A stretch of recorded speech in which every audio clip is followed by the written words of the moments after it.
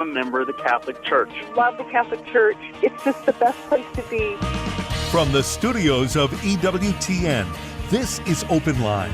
In North America, call toll-free 1-800-585-9396. That's 1-800-585-9396. Outside North America, call 1-205-271-2985. You can also send an email to openline@ewtn.com. Well, happy Tuesday to each and every one of you. Thanks so much for taking some time out of your afternoon to join us on Open Line Tuesday. Our pro-life warrior, Barbara McGuigan, is in the house. If you've got a question for Barbara, the number's 1-800-585-9396. That's toll-free anywhere in North America, 1-800-585-9396. If you're outside the United States and Canada, your number is 1-205 Elena, help me with the rest. I didn't write it down in front of me.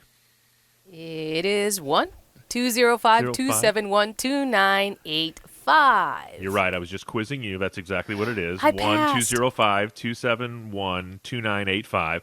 Or you can send us an email, openline@EWTN.com. Day 2 for me here in Stratford, Connecticut, looking out over Long Island Sound, a beautiful setting, and a testament to the handiwork of the creator of the universe, to be sure, here in Connecticut. Had a wonderful meeting with the Bishop of Bridgeport this morning, very supportive of Catholic radio, and hopefully these good folks will be listening to Barbara McGuigan on a regular basis in the very near future. I'm Jack Williams, Elena Rodriguez producing the program. Welcome back, Elena. And our call screener is Mr. Matt Gubensky. Barbara McGuigan, how in the world are you? Happy New Year. Listen here. Happy New Year to you, Jack, and to all of our esteemed listeners. We had an absolutely wonderful and even restful Christmas holiday that I didn't expect, for which I'm very grateful. Just the Christmas masses we attended were incredible. The dinners we had were delicious. The siblings were cordial. I'm not talking about my kids. I'm talking about my siblings. Our almost 90-year-old mom was so happy to have all but 3 of her 11 kids around her, so she was a happy camper. Yeah, that's amazing. Isn't that cute? Oh, just the laws of nature make that improbable. I know. It's really great. And the other 3 will be coming soon. You know, they always come in January and February. So all 11 kids still with us. Yes. That's amazing. Yes. It is amazing. It is amazing. And I don't know what your New Year's Eve was like, but ours was really great. And I almost forgot, Jack, that the whole world is in turmoil. I guess, I like to think when your mind and heart is in front of the manger, it's hard to believe there is no peace. Or very little peace. I guess we could put it that way. And I don't know if you're familiar, Jack, with the slaves of the Immaculate Heart of Mary. Does that? I am not. No? Okay, well, Brother Augustine sends me a Christmas letter every year, and he wrote this year that he said, "Yet at the coming of Christ again, this Christmas we will hear repeated the message of the angels promising peace. The official church text gives the full message as, and I know we'll recognize it from all the banners above our little crib sets, peace on earth to men of goodwill." He said, "We know that Jesus came to save. He desired to save all, but he left it up to the free will of individuals. Those of, quote, goodwill respond to God's universal call by seeking and accepting his Son. For there is no other name under heaven by which men are saved," according to St. Peter. With the acceptance of Christ on his terms comes peace. There it is, not of the worldly type, but the heavenly. According to the saints, Christ's peace is friendship with God, tranquility of soul, calm amidst trials and temptations. Mother Angelica would say tribulations too. Mutual concord among men, and consolation far better than the wealth of the world. So it seems to me, Jack, and to all our brothers and sisters who listen, that in this new year, 2016, we need to put all these things into focus. We need to put peace into focus, of course. God's justice and mercy into focus, of course, in this Jubilee year of mercy. the mighty power of prayer into focus, especially for those who are being persecuted, and even more so for their persecutors, that they become men of goodwill. Now, we could talk about persecutors and the persecuted all over the world, but in the next hour, Jack, I was hoping that we could discuss, if the listeners would be willing and wanting to discuss this, some very serious cases right here in America that I'd like to bring to the attention of the prayer warriors. And that's you, Jack. That's everyone that listens to our radio. They're prayer warriors, because we need, and I don't need to tell you this, but we need some really serious prayers. So what do you think of that, Jack? Well, I think it's definitely a reality for sure, and I think that a lot of people, it's really interesting, because when I go around and I meet with these would-be affiliate groups and these people who have Catholic radio apostolates and they've put them on the air, almost every one of them that is very, very successful, that has grown and has acquired multiple stations and built themselves into a small network, every one of them will tell you the same story. The whole thing turned around for them when somebody involved in the group started keeping a holy hour. And you can talk about all the legwork, all the money, everything you want to do, but when that act of prayer, that is what turned all of these ministries around, and it's what happened right here in Stratford. This was just an idea, and once they started keeping a holy hour, the whole thing started coming together very quickly. So I think that your point is a good one. I don't think you can ever underestimate the power of prayer. That's it. It is just and we so say it so powerful. often, it sounds cliche after a while, Right. but it's the truth. It is the absolute truth. And so I wanted to just give a few things here about what's going on, not politically necessarily, but in a sense, in some cases it kind of is, but in Washington State. Okay, what do we have up there now? We have a pro-life family that runs pharmacies in Washington State. And they've been at the center of an epic battle over religious rights for years. And now, finally, they're taking their fight to the highest court in the nation, the Supreme Court, of course. And it's kind of amazing, because what they are doing, they run a whole group of pharmacies and stores up there in Washington State.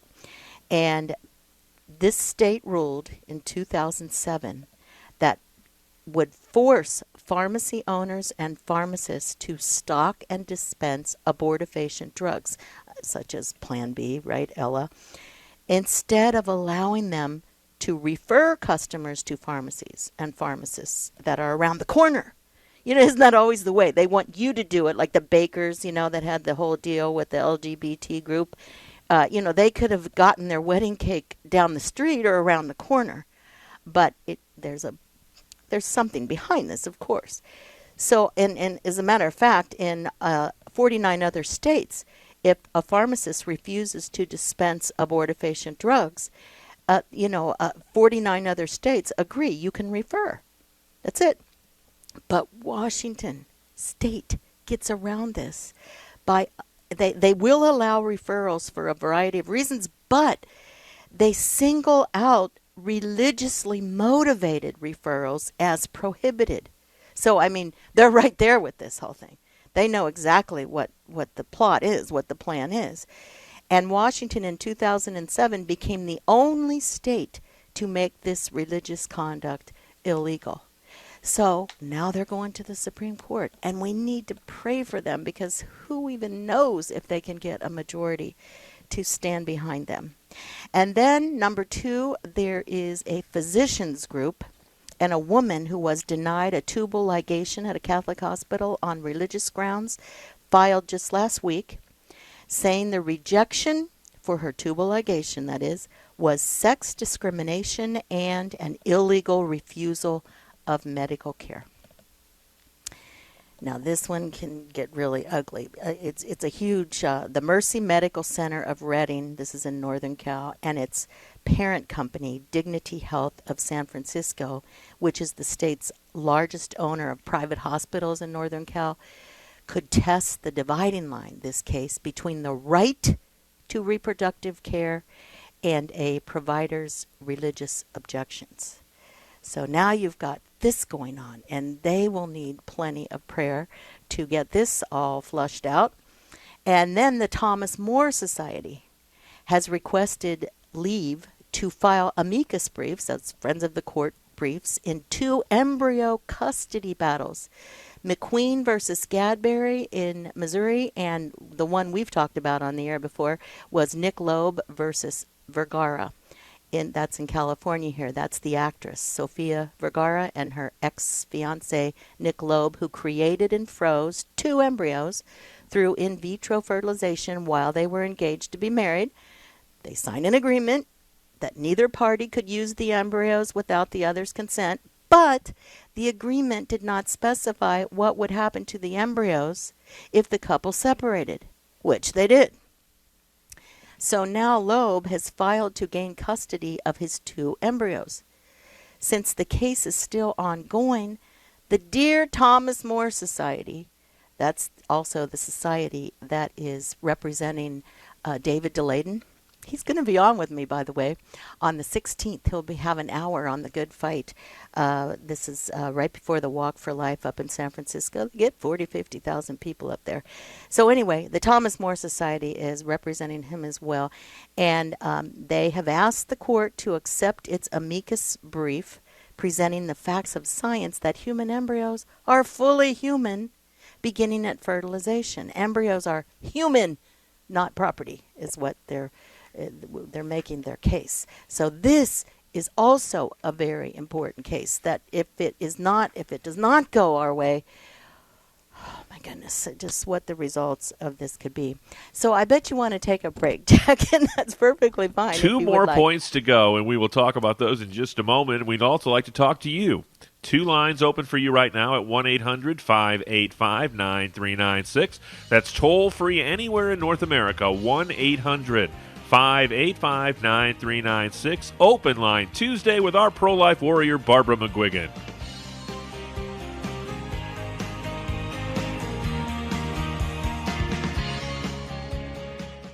When you listen to Women of Grace Live, it's not possible to come away from that hour without feeling encouraged, without feeling inspired, without feeling that you've just had the opportunity to enter into holy conversation. This holy conversation comes by way of the many callers who share with us the concerns of their heart, the issues that they're facing. I'm Janet Benkovic, inviting you to join me weekday mornings at 11 Eastern for Women of Grace on the EWTN Global Catholic Radio Network. Podcasts of Open Line are available within 24 hours of live broadcast. Go to EWTN.com and click on Multimedia. For a complete list of the EWTN Global Catholic Radio Network AM and FM stations across America, go to EWTN.com, look for the radio pull-down menu, and select AM/FM stations. The list is updated regularly, so visit often. Again, go to EWTN.com, look for the radio pull-down menu, and select AM/FM stations. Also at EWTN.com, you'll find out how to listen to us on the web, on shortwave, and in some countries on satellite. You'll find it all on EWTN.com. Thank you for listening to EWTN Radio. This is Open Line on the EWTN Global Catholic Radio Network. If you have a question or comment, call 1-800-585-9396. Outside North America, call 1-205-271-2985 or send an email to openline@EWTN.com. Open Line Tuesday with our pro-life warrior, Barbara McGuigan. If you've got a question for Barbara or a comment, we'd love to hear from you. 1-800-585-9396 is our toll-free number. Anywhere in North America, 1-800-585-9396. If you're outside the United States and Canada, we'd love to hear from you. Your number is 1-205-271-2985. Or you can send us an email, openline@EWTN.com. Barbara, why don't you very briefly recap those first 3 points, and then we'll tackle those last 2. Okay, well, we were talking about how Alliance Defending Freedom attorneys are representing a pharmacy and 2 pharmacists because they are being forced in Washington State to stock and to dispense abortifacient drugs. That would be Plan B, Ella. Instead of allowing them to refer customers to pharmacies and pharmacists that are around the corner, down the street and around the corner, that 49 other states can do. So that was the first one. The second one, a physicians group and a woman who was denied a tubal ligation at a Catholic hospital on religious grounds, you would imagine, filed suit last week saying the rejection was sex discrimination and an illegal refusal of medical care. So now Mercy Medical Center of Reading is up against it. And the third one, the Thomas More Society, has requested to file amicus briefs in 2 embryo custody battles. One in which we are the most familiar is Sofia Vergara. She's a television actress, and her ex-fiance, Nick Loeb, who created and froze 2 embryos in concentration cans. And they didn't decide what was going to happen if the couple ever separated. Well, they never did marry, and so they did separate. She's marrying someone else now. And Nick Loeb, her ex-fiance, has filed to gain custody of his 2 embryos. It's a big battle. So the Dear Thomas More Society wants to file a friend of the court amicus brief, right, to present the facts of science that human embryos are fully human beginning at fertilization. So that's a really important one. And when we were talking about the Washington State one, this just touched me when I watched this. And you can get all this if you want to go to adf.org. And you can read up on this one particular case. But one of the little lady pharmacists, she's been a pharmacist for almost 20 years, she said that, when a pregnant woman comes in and asks her to fill her prescription to take the life of her unborn child, she said, I'm looking not just at one woman as a patient, but 2. And she said, I'm being asked to sell this medication to take her baby, to kill her unborn baby. She said, I can't do this, which makes all the sense in the world. So those were the first 3 recaps. Do you want me to go on? Tell you what, let's go quickly to Rose, who's in Washington State, listening on Sacred Heart Radio, AM 970. And Rose, I see what you want to talk about, and I, for one, am very excited. Rose, you're on with Barbara McGuigan. Hi, Rose. Thank you. I'm excited, too. Barbara, I wanted to tell you that we're having our first annual Walk for Life Northwest here in Spokane on January 16th at 11 o'clock. Yes, awesome. And we are inviting people from Washington, Oregon, Idaho, Montana, Alberta, British Columbia, Alaska, and anywhere in the Northwest to come and join us. We'll have a Mass at 9 o'clock in the morning with at least 3 bishops officiating. Great. So we're very excited. Awesome. Oh, that's so awesome.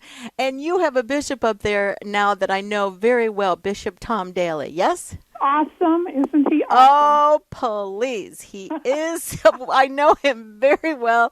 As a matter of fact, he was the president of Marin Catholic High School, and my daughter was the theology chair at that for about 5 years. Great. So we know him well, and boy, are you blessed to have him up there. We're very blessed. We're very excited, and anybody who wants more information can go to our website, which is just walkforlifenorthwest.org.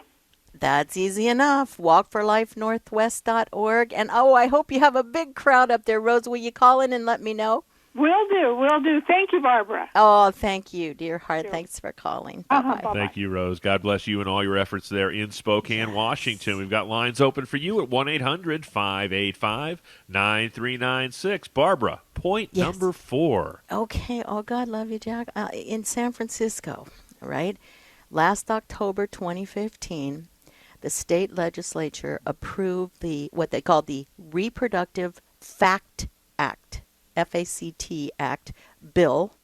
And, of course, Governor Jerry Brown signed it into law. Well, 3 faith-based pregnancy care centers sued the state since this is what FACT stands for: freedom, accountability, comprehensive care, and transparency. Sounds real good, doesn't it? But this would require 3, or any pro-life center, I imagine, up there. These 3 are bringing the suit. But these pro-life centers to notify patients about state-funded contraception and abortion services. That is free contraception, read abortifacients, and abortions. like putting up big signs on their walls. So these pregnancy centers sued the state, and what they did was they requested an appeal because this FACT Act violates their freedoms of speech and religion, because they would be forced, there's that word again, forced to disseminate a government mandated message which is completely contrary to their religious beliefs, identities, and mission. These are life centers. So at the 11th hour, the pregnancy centers asked the Ninth Circuit to stop the law from taking effect until their appeal was decided. Well, hello, you guessed it. The Ninth Circus, cheerleaders for the abortion state, who won't even report how many babies they kill each year, refused to block the abortion notice law. So now, all licensed facilities that violate the FACT Act law face initial fines in the beginning of $500 and a $1,000 fine for subsequent offenses. That is sad. That is so sad. I don't know how that's going to go. I don't know how that will work. And anyway, it's very sad for me. It's my state, and I'm very, very sad about that. It's shocking to me that a story like that would come out of San Francisco. Surely Barbara, before you move on to point 5, Louise called and couldn't stay on the line, but she called to say that she has been praying for frozen embryos. And, you talked about the power of prayer a little bit earlier in the program. Yep. When you look at a situation that is so seemingly ambiguous and complicated from a theological and a philosophical standpoint, this is one situation where praying may be all you can do at this point, and thus all the more important. Oh, you're so right, Jack. And I'm sorry Louise couldn't stay on the line, because I would have loved to have talked to her. This is it. This is why we have to stay on our knees in front of the manger. Really, like I say, I felt so much peace over the holidays, because my mind was not all about all of this, right? For almost 2 weeks. And boy, it all just came rushing in on January 1st. And, of course, things are coming down today about gun laws. It's not going to stop, put it that way. And we can't stop praying. it's that serious. And, Jack, I don't have it in front of me now, but there are 2 very important rosary campaigns that I'm going to try to get people all to sign up for, because our Blessed Mother, she can do it. She could stop all of this. So, because, her son will never refuse her. It's really her son, but she goes to him and it's settled. So, I want to talk about that. Next week I'll do that for sure. Awesome. And on to point number 5. Point number 5, this is also in California. I received an email from Seniors Against Suicide to say that they are submitting signatures with election officials, this is up in Sacramento, of course, to complete the referendum drive in opposition to legislation that allows physicians to help kill vulnerable Californians. But unfortunately, it doesn't appear. My husband and I signed it. Everyone signed it at my church. Everyone got it. And I'm sure at all the parishes they were signing these petitions. But it doesn't appear that they will have sufficient signatures because of the very narrow window of time to collect them, which was probably a plan too. The so-called physician-assisted suicide law in California was railroaded to pass after it failed through the regular process. And so when Californians began to clearly understand that this bill was dangerous to not only the elderly, the infirm, and the disabled, but also to low-income Californians, when they got it all down, education, ignorance is not bliss, you need to be educated on these things. Well, once they wanted no part of it. So they reintroduced the bill as ABX 2-15, and it was passed in a special session. This is what California did, this Assisted Suicide Act. So, and of course, Governor Moonbeam Brown, aware of its illegality, misstated the law and then signed it, and it will go into effect in 2016. Open Line Tuesday with our pro-life warrior, Barbara McGuigan. It's new. It's Catholic. It's live from our studios at Christ Cathedral. Call Me Catholic with Peggy Normandin. A full hour of talk, interviews, and commentary on faith. Celebrating, exploring, and restoring our Catholic identity in a modern world. Call Me Catholic every Saturday at 1 p.m. Eastern on EWTN Radio.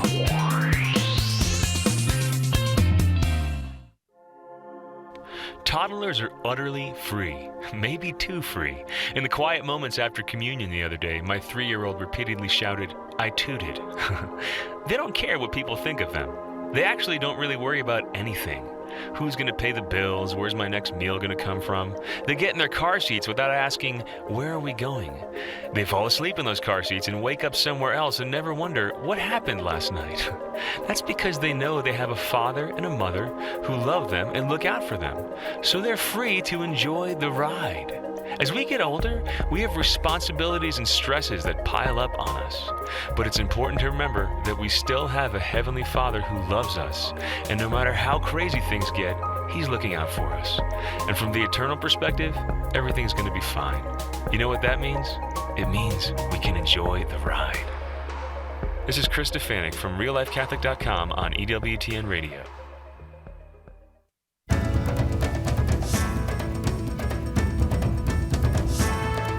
EWTN is available 24 hours a day, 7 days a week. If your cable or satellite provider doesn't carry EWTN's full programming lineup, give them a call and let them know you would like to receive EWTN 24 hours a day, 7 days a week. For more information, go to EWTN.com and click on television. Making a difference. EWTN Radio.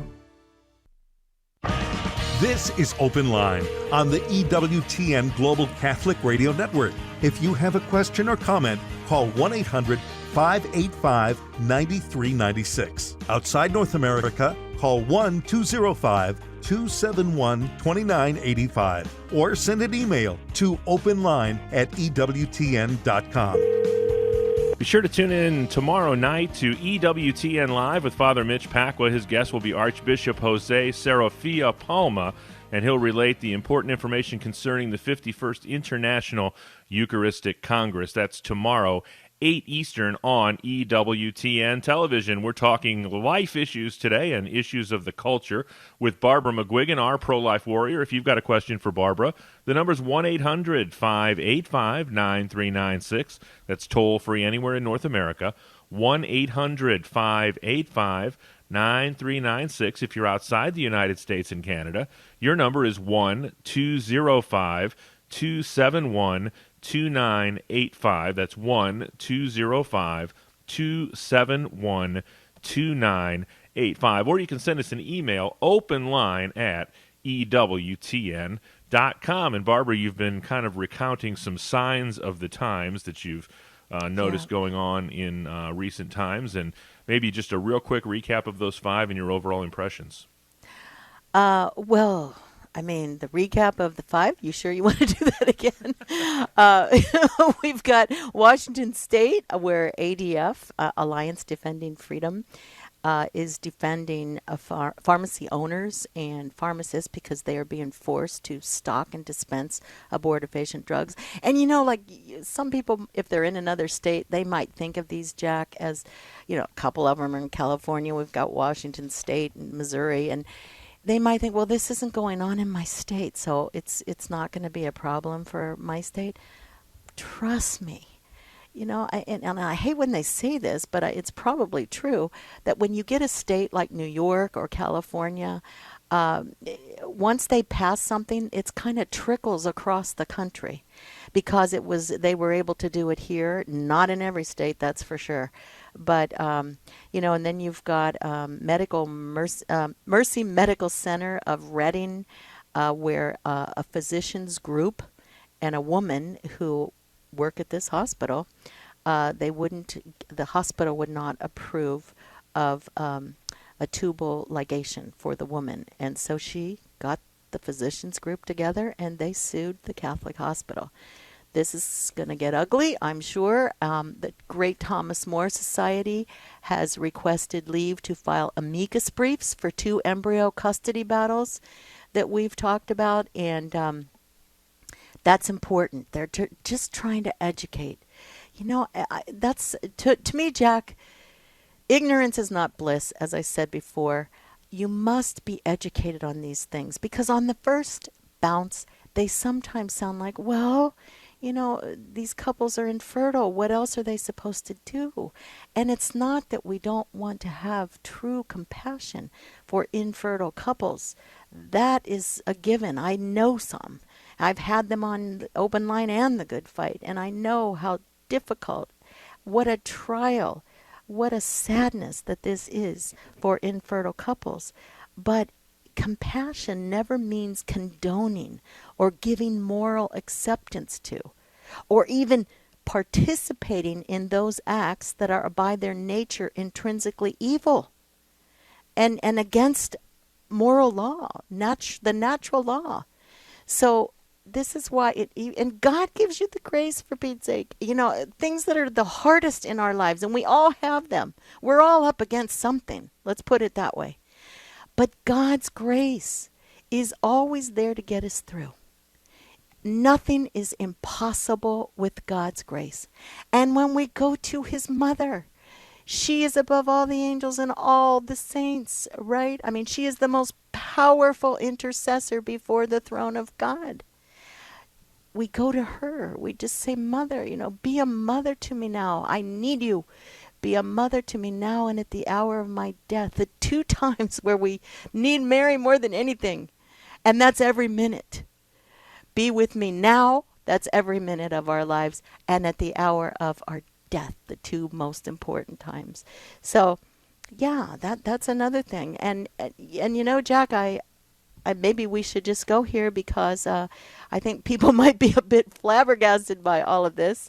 I don't mean to ruin your New Year fun, but let me give the phone numbers one more time. Sure. If you've got a comment about anything Barbara's had to say, or perhaps you'd like to tell us what your plans are in your area of the country for March for Life activities as we near the 3rd week of January here. 1-800-585-9396 is our toll-free number. We've got lines open for you right now at 1-800-585-9396. Or if you're outside the United States and Canada, your number is 205-205-271-2985. That's 1-205-271-2985. And now I think you're going to pull the affluenza card, aren't you, Barbara? Well, before I pull the affluenza card, because maybe that's a good card to pull first before the other one, I saw a 2020 over the holidays on this teenager in the affluenza case, because he and his mother have disappeared. They've since found them in Mexico. So the mother was brought back. The kid's still in Mexico. But this was the terribly sad story of a white teenager from a well-off family killed 4 people in a Texas suburb in June of 2013 while driving drunk. And it's captivated the nation, this particular trial, because of the fact that the teenager was acquitted of any wrongdoing, really, because of the witness, what the witness called, which was a psychologist, and then the lawyers got behind that for sure, called affluenza. And this means that the kid, of course, I shouldn't say the kid, he's a child of God too, but he really damaged so many people's lives. He killed 4 people and wounded 9, and 1 is in a wheelchair for the rest of his life, can't talk. I mean, it's just so sad. But so the thing is, sometimes, and they use this defense, that the child was suffering from an affluent lifestyle, which is where affluenza comes in, which of course means too much privilege, and the psychological problems associated with children born into wealthy families. And I kind of wanted to know what the folks thought of this, because I had to really put on my mercy hat, I must say. I had to really think about the year of mercy, because this young man is, he's never going to be held accountable for this if he doesn't get some sort of some sort of punishment that needs to be meted out. So I was interested to know what the folks would say, our listeners, our esteemed listeners would say about this, what they thought. Because my antenna were pointing at the parents, not this young man, but the parents. Because you don't come out of the womb messed up. It takes adults to do that. And so I was eager to know, Jack, what our people thought about that were listening. And they can give today. us their opinion at 1-800-585-9396. That's the number that Alicia used in Norman, Oklahoma. She's listening on Oklahoma Catholic Broadcasting FM 97.3. Alicia, thanks for holding. You're on with Barbara McGuigan. Hi, Alicia. Hi, Barbara. How are you today? I couldn't be better. How about you, dear heart? I'm great. I'm great. Just a little nervous, but I'm great. Oh, why are you nervous? I don't know. Just about being on the radio and stuff, it just makes me nervous. Oh, it's me. We're just talking, me and Jack. We're just You're talking among on friends. the phone with you. Well, you're among I friends. didn't really have a question, but I just want to let you guys now know how great it is to listen to you guys and how uplifting you guys are, and really about the whole abortion thing and the in vitro fertilization. And, of course, not going into, like, my whole story and testimony and everything. But, of course, I'm a cradle Catholic. And and I kind of not fell away from the church, but didn't really understand why we celebrated or not why we celebrated them, but why it was so important to be before the sacraments and stuff. Okay. To make a long story short, I myself had an abortion at a young age. I'm sorry. And of course, it's one of those things where, in talking about the sacraments and how important it is to go to reconciliation and to be before the Lord and receive communion. Yes. And how, I felt that I didn't deserve God's love because of the things that I did. Mm-hmm. And anyway, and of course, I have found my husband, and found each other, I guess. Mm-hmm. And we couldn't have kids either. And how emotional it was. And like I said, at that point, we were going to church, but we weren't following the doctrine of the church. Sure, yeah. And so we didn't understand, I guess you could say. Well, you didn't know what the doctrines meant, right? I mean, exactly. And then, of course, we went through in vitro fertilization, and God did bless us with a child. And I do owe that all to Him, even though we did go through in vitro fertilization, which if I knew what I know now, and it's hard to say that because I can't look back at it now because I have my beautiful daughter. Sure. And I know she's a child of God. Of course. And so looking at her, but then going about it and leaving, I didn't leave God out of it, because He was a big part of it, I do believe. Mm-hmm. But, like I said, if I would have known what I've known now, yes, it would have been different. Sure. And God knows that, see? Because He knows your heart better than anyone else. He knows your heart. And you didn't have the teaching behind it. This is why, as I say, we have to be formed in the faith. We have to understand why. St. Augustine said, Alicia, to avoid evil because it is evil is good. But to avoid evil because you understand why it is evil is better. Because then you're taking on the mind of God in its reasonableness and rationality. You get it. You understand why. So, but see, God loves you with an inestimable love. He knew your heart at every one of these junctures, every one of these experiences. He knew your heart. And but look at the grace that you cooperated with. He gave you grace to understand or you and wouldn't be now calling here today, life is right? totally different. My relationship with my husband is different.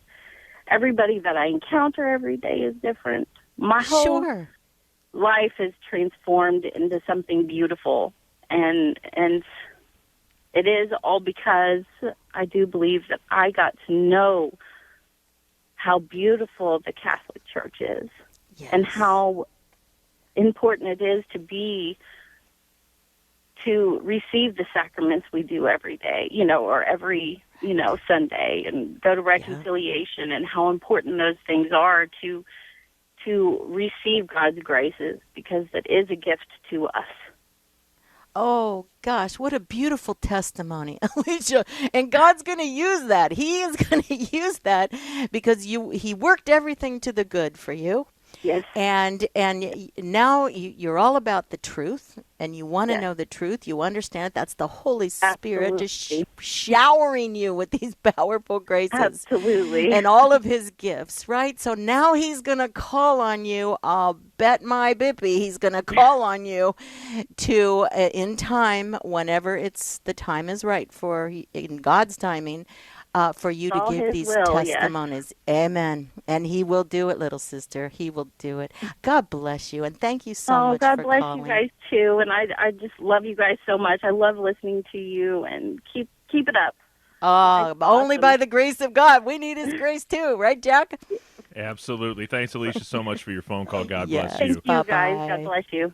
God Barbara, you're number one in Norman, Oklahoma today. Connie is also in Norman, listening on Oklahoma Catholic Broadcasting, FM 97.3. Connie, you're on with Barbara McGuigan. Hi, Connie. Hi, Barbara. How can I help?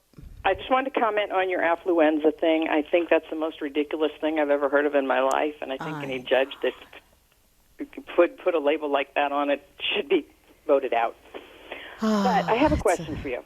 Yes, okay. I would like to know what you know, or if you know, about Save the Storks and what you think about them, and if they're something we should be working with. You need to explain to me about Save the Storks. I know I've heard that concept before, but get me up to speed. What does that mean? They have these buses, these vans, that they actually have an ultrasound machine in them, and they park outside the abortion clinics, and they try to get the girls to come in there and do the ultrasound. They have to work in conjunction with a pregnancy center, because the pregnancy center is the one that provides the ultrasound, but Save the Storks provides the bus. Yes. Okay, I think it's wonderful. What about you? Well, I thought it was great, and I was ready to go gung-ho towards it, and then someone told me that they push birth control. Oh, not my Save the Storks.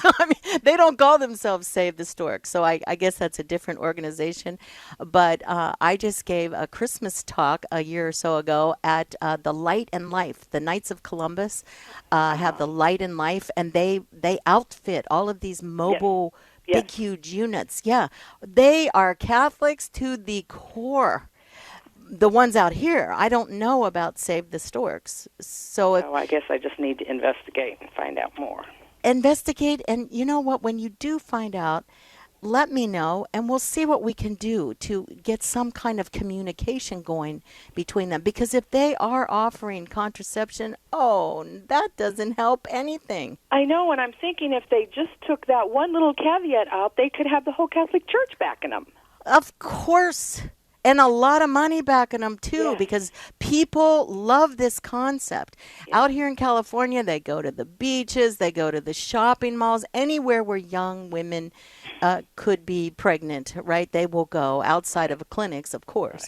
Right. But it's a good concept, but you don't want to sully it with no. Right. I'm glad you called. Keep me posted on that, will you, please? I will do that. All righty. I'll find out more, and I'll get back with you. God bless you. Thank you. Bye. Bye. Next stop for us is the great state of New Hampshire. Guadalupe is listening in New Hampshire on Sirius XM Channel 130. Guadalupe, you're on with Barbara McGuigan. Hi, Guadalupe. Love your name. Oh, thank you very much. How are you? I'm great, thanks. What can we do?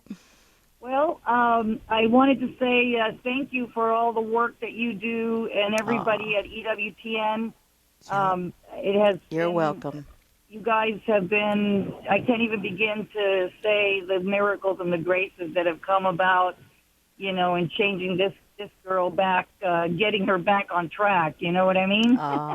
Well, we all need to get back on some track sooner or later, right? I never forgot Mother Angelica saying, you want to go to confession and you want to do it weekly because you don't want to have more than 1 week's worth of baggage on your soul. And when I heard that, I said, true. Wow, you know what? She's right. And so confession has become my second favorite sacrament, Oh, yes. She's right about everything, Guadalupe. Let me tell you. Absolutely. Yeah. And, what I wanted to make a comment on the affluenza. Yes. Okay. At first when I saw that on the news, I said, he's saying that he had a cold. At first I thought it was influenza, and then my husband said, no, it's affluenza, and I'm like, you're kidding. Just like your previous caller that said, this is ridiculous. But, there is, I do understand that there are, families who have spoiled their children so much that they don't, they just do not, really push the faith, whether they are Catholic or let's say Protestant or even some other, let's say they believe in God and they believe in what they call, the golden rule, but I do believe that that they still, it's hard for me to believe that, that unless this kid was feeling, at the age of 7, he just, I have to believe that he knows what is acceptable and what is not acceptable. And what they're saying is that he didn't know between right and wrong. But like what you're saying is he does have a conscience because God gave us all a soul. He does have a soul. But then, Guadalupe, if you think about it, if he was never formed in all that is good, true, and holy, does he have even a slight clue? If he's never been formed in that. And I think I may have lost her. Did I lose her, Jack? Did you throw Guadalupe to the wolves here? I hope no, I didn't mean to. She just dropped out, I think. So, it's a terribly sad situation when you think about it. And I tend to point my fingers, if we can point fingers at all. We're not judging the parents' motives. We're not judging their souls. We can't even do that for ourselves. But only God can do that. But by the actions, if you are that permissive, is it really the young man's fault? If he never heard the word no, how do you expect a child who has never heard the word no to say no to anything that would give him any kind of gratification? Be it alcohol, be it sex outside of marriage, whatever. Be it stealing, be it crime, violence. If the child never heard the word no, if he never had to die to himself and to his will, which may be very unformed and distorted, especially if he's following the culture.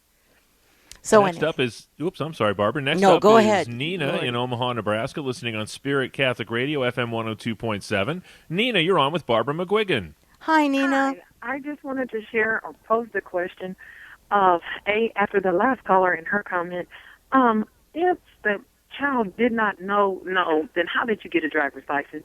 Because you have to stop. You have to respond to the signals on the street. My other question, too, is then how is that the case if the opposite extreme of poverty doesn't, that would not have been acceptable for the poorest of the poor.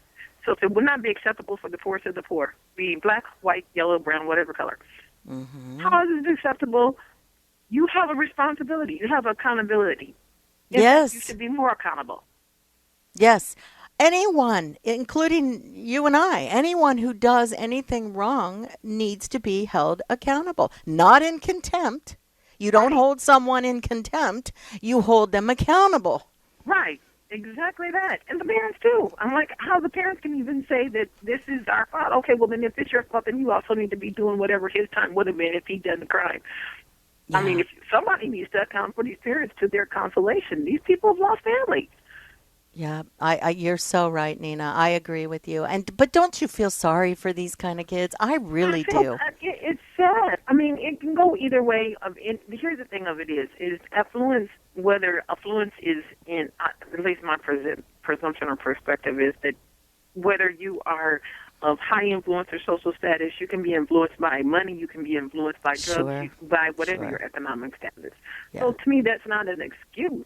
That's not a valid excuse. It's not a valid excuse, but it's not a valid excuse. It might be a psychological determination, now, if you're being evaluated, for example. Yes, I apologize, Barbara, because I just learned about concussions. If he had a concussion at some previous stage in time in his life, I could give that reprieve because of that medical condition. If there was a medical condition involved, I could see that. I can't see that outside of that.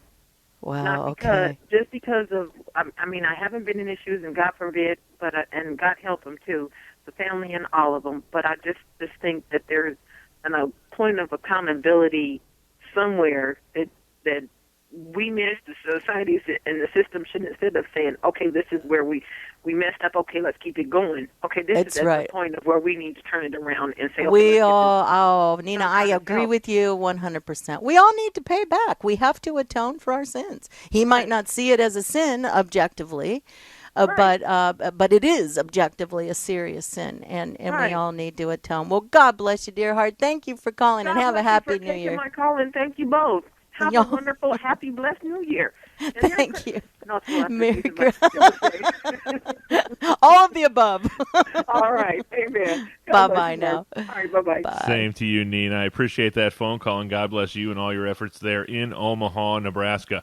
My apologies to Guy in Sugar Land, Texas, and Mike in Coldwater, Michigan, but the hour just flies by, Barbara McGuigan. Oh, my goodness. Well, I chatted a lot in the beginning, but anyway, we can pick this up next week. Barbara, thanks for being so gracious with your time, as you always are. We'll do it again next Tuesday. Yeah, great. Awesome. And you just have a very, very happy New Year, Jack, and we're all going to do our best this year to just kind of make it all happen to the good. You too, Barbara. We appreciate it. On behalf of our host, Barbara McGuigan, producer Elena Rodriguez, call screener Matt Kubensky, I'm Jack Williams, thanking you once again for taking some time out of your day to join us on Open Line. Back at it tomorrow. Father Mitch is back in the country, and we'll be talking sacred scripture, ancient languages, and church teaching tomorrow. Until we get together then, God bless.